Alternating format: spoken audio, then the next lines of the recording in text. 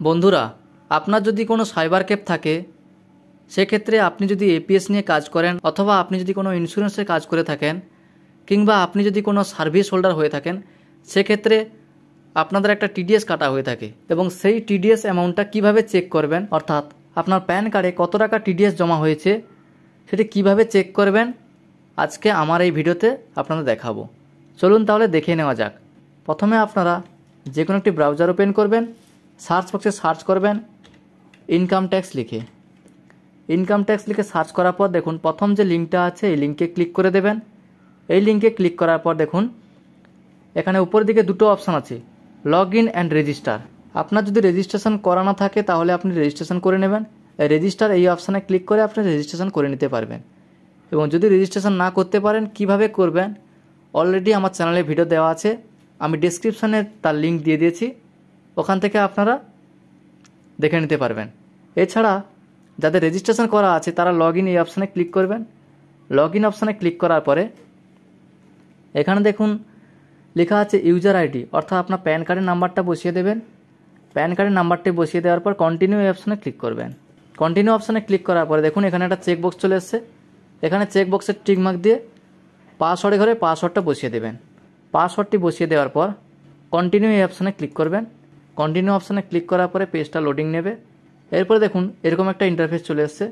এখানে দেখুন প্রথম যে অপশানটা আছে ডেস্কবোর্ড, তারপরে আছে ই ফাইল। এই ই ফাইলের আন্ডারে প্রথম যে অপশানটা আছে ইনকাম ট্যাক্স রিটার্নস, তারপরে দেখুন এখানে আছে ভিউ ফর্ম 26AS, এই অপশানে ক্লিক করে দেবেন। এই অপশানে ক্লিক করার পরে এখানে একটা ডিসক্লেমার দেখাবে, এখানে আপনারা কনফার্ম এই অপশানে ক্লিক করে দেবেন।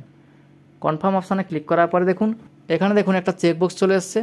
চেকবক্সের টিকমার্ক দিয়ে প্রসিড এই অপশানে ক্লিক করবেন।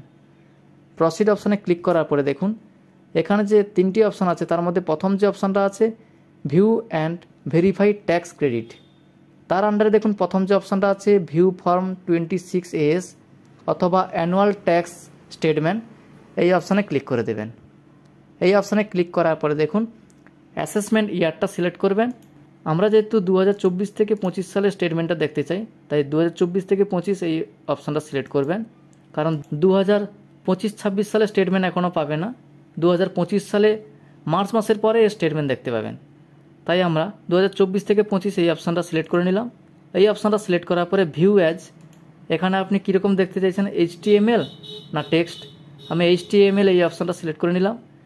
এই অপশান সিলেক্ট করার পরে ভিউ অ্যান্ড ডাউনলোড এই অপশানে ক্লিক করবেন। এই অপশানে ক্লিক করার পরে দেখুন পেজটাকে স্ক্রল করবেন। স্ক্রল করার পরে দেখুন এখানে দেখাচ্ছে পার্মানেন্ট অ্যাকাউন্ট নাম্বার, অর্থাৎ আপনার প্যান কার্ডের নাম্বার, তারপরে নাম দেখাচ্ছে, অ্যাড্রেস দেখাচ্ছে এবং কারেন্ট স্ট্যাটাস দেখাচ্ছে এখানে, এবং ফাইন্যান্সিয়াল ইয়ার দেখাচ্ছে এবং অ্যাসেসমেন্ট ইয়ারটা দেখাচ্ছে দেখুন। এরপর দেখুন নিচের দিকে আপনার কোন কোন ডিপার্টমেন্ট থেকে কত টাকা টিডিএস কাটা হয়েছে সমস্ত ডিটেলস এখানে দেখতে পাবেন এবং টোটাল টিডিএস অ্যামাউন্টটা আপনারা এই ডান পাশে যে ঘরটা এই ঘরটায় পেয়ে যাবেন। দেখুন এখানে দেখুন প্রত্যেকটা ডিপার্টমেন্ট আলাদা আলাদাভাবে দেখানো হয়েছে, আপনারা এখান থেকে চেক করে নেবেন। এছাড়া যদি আপনার স্টেটমেন্টটা ডাউনলোড করতে চান তাহলে এখানে এক্সপোর্ট অ্যাজ PDF এই অপশানে ক্লিক করবেন। এই অপশানে ক্লিক করলে PDF ফাইলটা ডাউনলোড হয়ে যাবে। এরপরে আপনারা এই ফাইল থেকে ডিটেলসে দেখে নিতে পারবেন কবে কত টাকা কাটা হয়েছে টিডিএস অ্যামাউন্ট। থ্যাংক ইউ বন্ধুরা, আজকের ভিডিওটা এই পর্যন্ত। ভিডিওটা ভালো লাগলে অবশ্যই একটু লাইক করে চ্যানেলটাকে সাবস্ক্রাইব করে দেবেন এবং পাশে থাকা বেল আইকনটি অল করে দেবেন।